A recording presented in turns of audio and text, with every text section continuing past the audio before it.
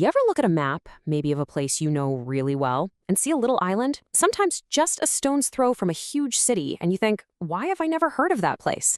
Well, it turns out some of the most fascinating islands in the world are the ones we are absolutely forbidden to visit.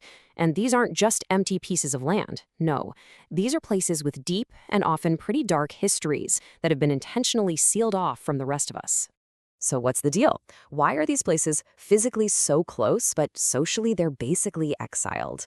It's rarely just an accident of geography. It's almost always a deliberate choice, a decision by society to push away the things it fears or wants to forget or maybe just can't control anymore. These are the stories of how islands become ghosts. All right, first up, let's head to New York City's East River. Right there, hidden in plain sight, is this 20-acre patch of land that became a prison for the sick, and really a symbol of public health's iron fist. This is North Brother Island. Wow, this island story is just a whirlwind of tragedy and social experiments. It all starts in 1885 as a kind of necessary evil, a quarantine zone for horrible diseases like smallpox. But its history was immediately scarred by disaster, like when the General Slocum steamship burned and over 1,000 bodies washed up on its shores.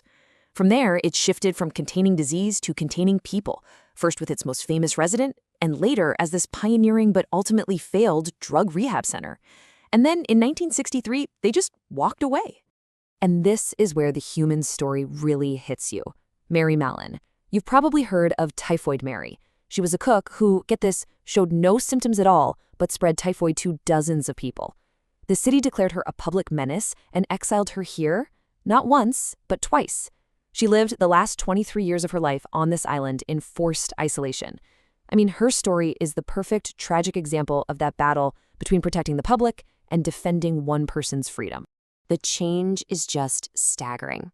What was once this highly structured, man-made place, a campus with more than 24 buildings designed to contain society's problems, has been completely taken back by nature. Today, it's an official bird sanctuary. But the ruins are crumbling so badly that the island is totally off limits. It's become a wild green ruin right in the heart of one of the biggest cities in the world. Okay, so from isolating sickness, our next stop takes us to an island that was used to isolate ideas. We're heading to the Aegean Sea, to a place so brutal it earned the nickname the Island of the Devil. For millennia, it was a prison. Yeah, Gyros has a long, grim resume as a place of punishment. The ancient Romans sent exiles there to suffer on its dry, waterless landscape. But its modern history is even darker. After the Greek Civil War, it became a concentration camp for as many as 20,000 political opponents.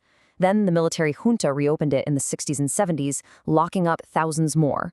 For centuries, if you were in power and wanted someone to disappear, this is where you sent them. But here's the incredible twist. After decades of being abandoned, nature just staged a takeover. Today, Gyros is a protected sanctuary for the Mediterranean monk seal, one of the most endangered species on the entire planet. Something like 15% of the whole global population now lives and breeds right here. As Dimitris Karavelas of WWF put it, the goal was to turn this island of death into an island of life and hope. And they did it. For our final case file, we're going to an island that looks like a concrete ghost ship just adrift off the coast of Nagasaki. This is Hashima Island, but you probably know it by its nickname, Gunkanjima, or Battleship Island. It's a monument to Japan's incredible industrial ambition and its human cost. Hashima was literally a city built for one thing, mining coal from under the sea. At its peak in 1959, over 5,000 people were crammed onto this tiny rock, making it the most densely populated place in history. They had apartments, schools, hospitals, everything you'd need. But then, in 1974, Japan switched to oil, the coal mine closed, and within a few weeks, everybody was gone. The whole city was abandoned, just left frozen in time. But here's where the story of Hashima gets really complicated. While some celebrate it as this marvel of Japanese modernization, it has a very dark side. During World War II, conscripted laborers from Korea and China were forced to work here in horrific conditions. And that history has caused a lot of international friction, especially around it being named a UNESCO World Heritage Site. There are still big debates about whether the full, painful story is really being told. Okay, so we've got an island for sickness, an island for political prisoners, and an island for a forgotten industry. Each one is off limits today, but for slightly different reasons. So let's connect the dots here and see the real pattern behind why these places become society's forgotten islands. When you look at them all together, this common thread just pops right out. Societies use islands as containers, as boxes for their problems. North Brother Island was for isolating sickness.